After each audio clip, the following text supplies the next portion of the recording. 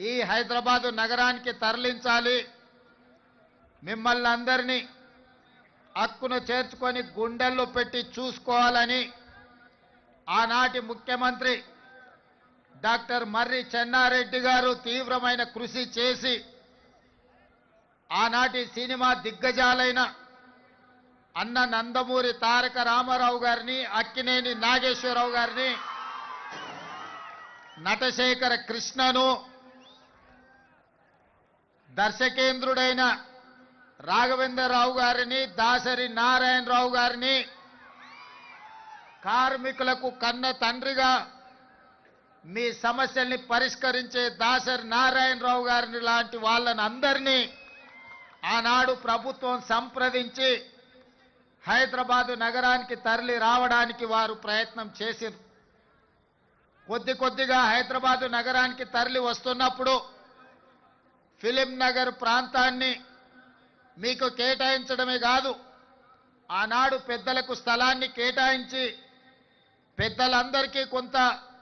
సౌలభ్యాన్ని కల్పించిన సందర్భంలో డాక్టర్ ప్రభాకర్ రెడ్డి గారు కార్మికుల యొక్క ఆత్మబంధు, ఈనాడు చిత్రపురి కాలనీ వెలిసిందంటే ఇక్కడున్న కార్మిక సోదరులకు ఎంతమందికి తెలుసో తెలియదో నాకు తెలీదు, కానీ నేను చిత్ర పరిశ్రమ హైదరాబాదు నగరానికి తరలి వచ్చిన విధానాన్ని గమనించినప్పుడు డాక్టర్ ప్రభాకర్ రెడ్డి గారు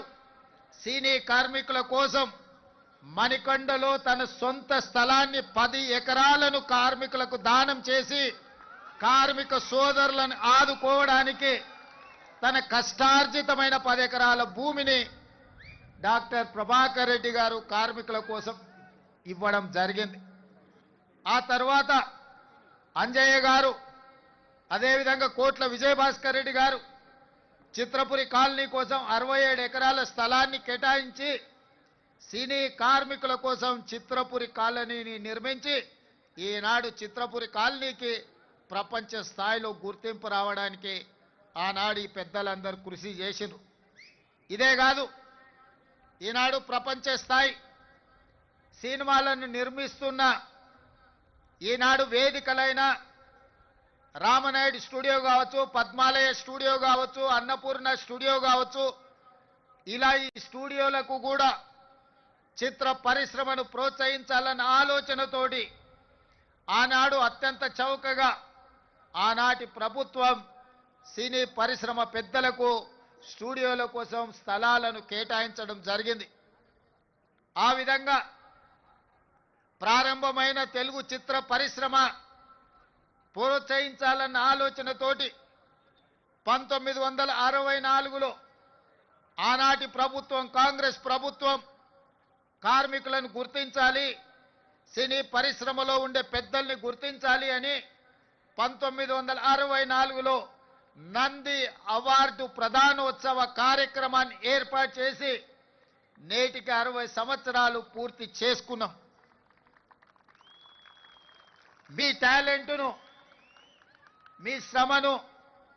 మీరు మర్చిపోవాలంటే కళాకారులు నగదు బహుమతులకి సంతోషపడరు. కళాకారులు మీరు కొట్టే చప్పట్లకు, మీకు కప్పే దుప్పట్లకు సంతోషపడతారు. ఎంత సంపాదించడమని కాదు, ప్రేక్షకులు మీ యొక్క ప్రయత్నాన్ని చూసి ప్రేక్షకులు కొట్టే చప్పట్లను, సన్మానం చేసే వాళ్ళు కప్పే దుప్పట్లను చూసి సినీ కార్మికులు సంతోషపడి వాళ్ళ కష్టాన్ని మర్చిపోయి రాత్రింబగళ్ళు హీరోలు కానీ, పెద్ద డైరెక్టర్లు కానీ, ప్రముఖ నటులు షూటింగ్ స్థలానికి నిదానంగా వచ్చినా, ఒకవేళ ఉదయం 9 గంటలకు వాళ్ళకి షూటింగ్ ఉంటే 5 గంటలకే ఇంట్లో లేచి కన్న పిల్లల్ని కూడా వదిలేసి షూటింగ్ లొకేషన్కి బయలుదేరే కార్మికులు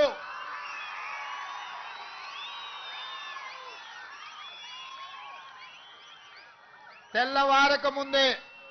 కోడి కూయక ముందే కన్న పిల్లల్ని చూసుకున్నా చూసుకోకపోయినా నిబద్ధతతో, బాధ్యతతో చిత్ర పరిశ్రమకు అహర్నిశలు కృషి చేసి రాత్రి 9 గంటల వరకు షూటింగ్ ఉంటే 9 గంటలకే మీ పని అయిపోదు. గొప్ప కళాకారులు 9 గంటలకు షూటింగ్ ముగించుకొని వెళ్తే అన్ని సర్దుకొని మళ్ళీ ఇంటికి చేరే వరకు రాత్రి 12, 1 గంట అవుతుంది.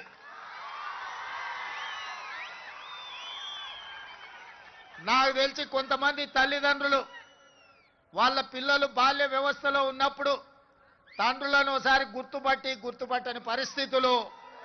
వాళ్ళు మేల్కొన్నప్పుడు మీరు పనిలో ఉంటారు, వాళ్ళు నిద్రపోతున్నప్పుడు మీరు ఇంటికి వస్తుంటారు. మీ శ్రమ మీ కష్టం నాకు తెలుసు, మీరు పడుతున్న ఇబ్బందులు. ఈరోజు నాకు హోదా ఉండొచ్చు, దేవుడు గొప్ప అవకాశం ఇచ్చుండొచ్చు ముఖ్యమంత్రిగా, కానీ కార్మికుల యొక్క కష్టాలు తెలవనంతగా అధికారం నా కళ్ళు మూసుకుపోలేదు. అధికారంతో